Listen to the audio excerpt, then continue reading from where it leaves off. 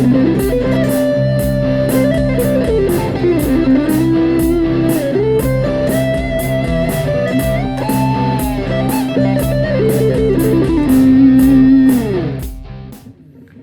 you have some knowledge of the modes, but still struggle to truly understand them and make sense of them musically? In each episode of Modes Explained, I'll dive deep into the theory and application of each mode.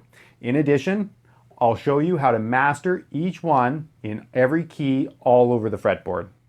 For free, extremely valuable guitar lessons, subscribe to my channel and hit the bell to be notified when I post a new video every single Tuesday. So before we get into the lesson, don't forget to download the PDF at the link below. It's completely free and covers every diagram and concept, as well as a sample solo and backing track with a Guitar Pro file along with it, and much more that I don't even have time to cover in this lesson.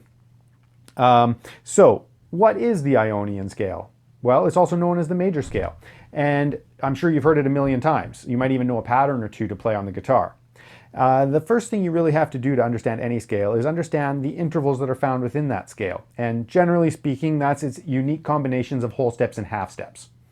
The major scale consists of a formula of whole step, half step, whole step, whole step, whole step, half step. So let's look at that along a single string. We'll start with the A string. A, whole step up from A, distance of 2 frets, whole step again, half step, whole step, whole step, whole step, half step. Don't forget to practice backwards.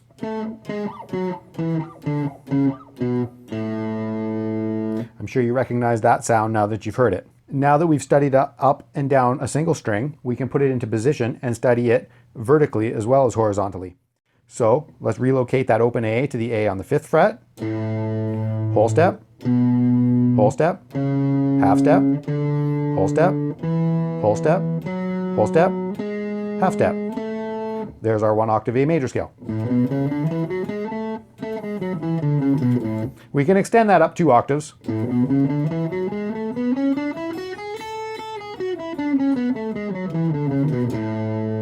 Okay, now let's see what kind of sounds we can generate with the major scale.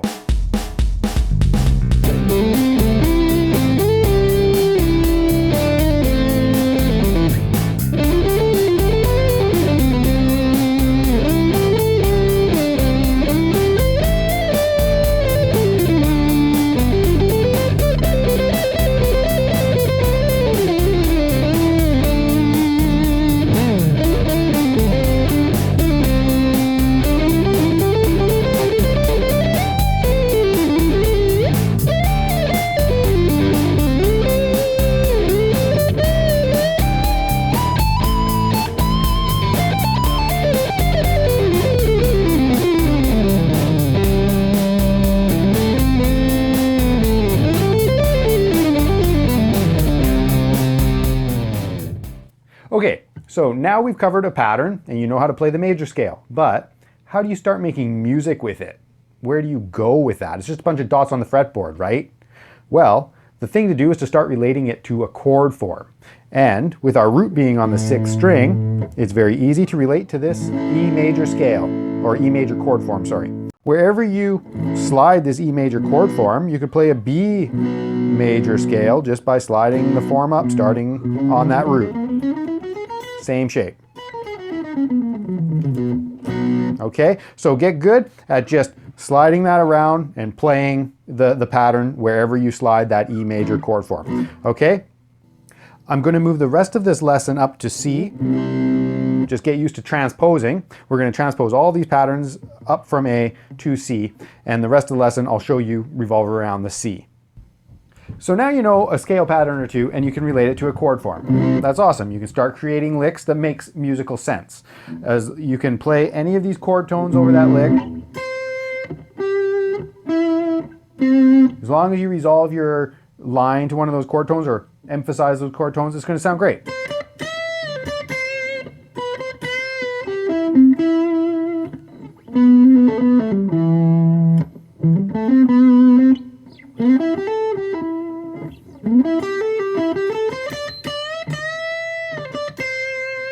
right? Anything like that. I was just starting and stopping on chord tones.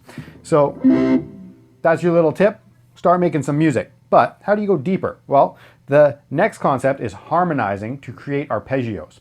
The arpeggio is extremely important because if all that you're seeing is this chord, you're missing some very important chord tones.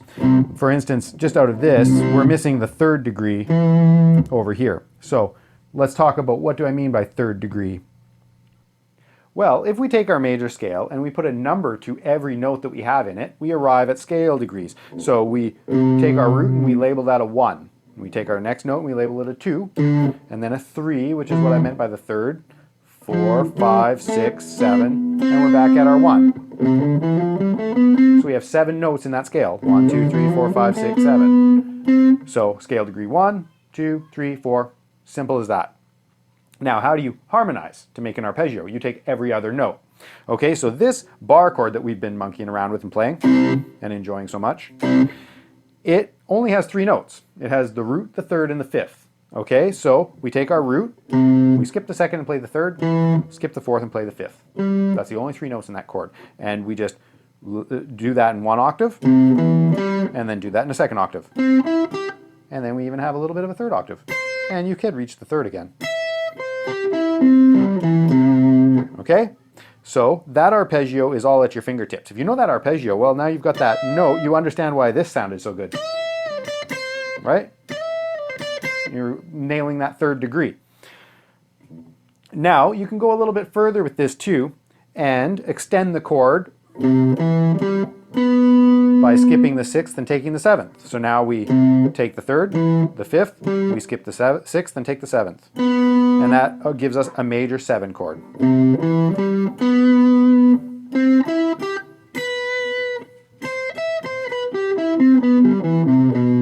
There's a 7 down there too. See these chord tones that are kind of everywhere that you'd be missing out if you only knew a chord. If you knew a major 7 chord, oh, there's my major 7, you say, but you're missing that one, you're missing that one. It's really important stuff to know. So you have to know your chord tones, or your chord forms, and your arpeggios. The faster you know your arpeggios and your chord forms, the better soloist you'll be. You'll have chord tones at your fingertips no matter where you're at on the guitar.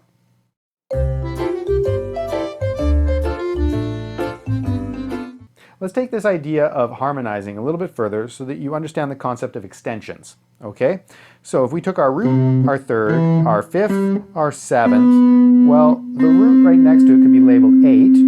1, 2, 3, 4, 5, 6, 7, 8, 9. The 2nd degree would become a 9. So we would be on our 7th, skip the 8th, and get to the 9. Root, 3rd, 5th, 7, 9. So that spells out a major 9 chord. Let's go a little bit further. If we skip our 3rd degree, which could be the 10th, take the 11th, which is our 4th degree, root, 3rd, 5th, 7th, 9th, 11. Okay, then you've got a major 11th chord. Now, incidentally, a major 11th chords are rarely used. The reason for that is because they're very dissonant. We could, right? The reason they're so dissonant is because the 3rd and the 4th, or the 11th, form a minor 9, which is, or a major 2nd, or sorry, a minor 2nd, but very dissonant interval. So you really only see the 11th in a major chord if it's a sharp 11, but then that falls into the Lydian mode, so that's a lesson for the Lydian. So for now, you know, you're never really going to see the major 11, very rare. But if you do see a major 11, then Ionian mode is what it calls for. And we can add one more note. 9, 11, skip the 5th and take our, which could also be labeled the 12th, and then hit our 6th, which is our 13th.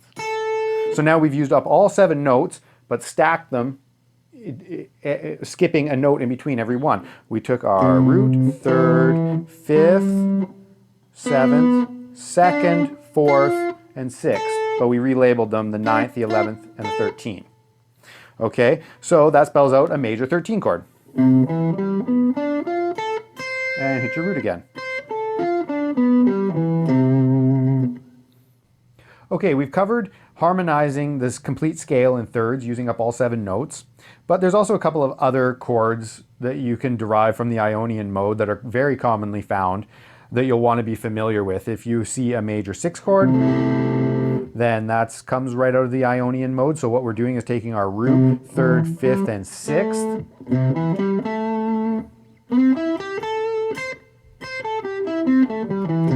Okay, so that's your arpeggio for that. And also a 6/9 chord is a very common chord. And here's where I'm going to stray from the classically correct arpeggios, because it's extremely beneficial just to know where all the chord tones are available to you, not just straight up and down in a, classically correct arpeggio. So you could put the 9 down here, root 9, right? So if you had a 6/9 chord, root 9, 3, 5, 6, root. Incidentally, that's the major pentatonic. If you see a 6/9 chord, spells out every note of the major pentatonic.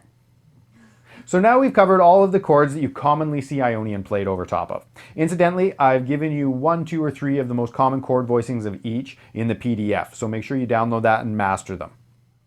Why do you want to learn these chord voicings? You want to solo, right? Well, simply put, the bigger your chord vocabulary, the more intelligent your note choices, and the better your soloing.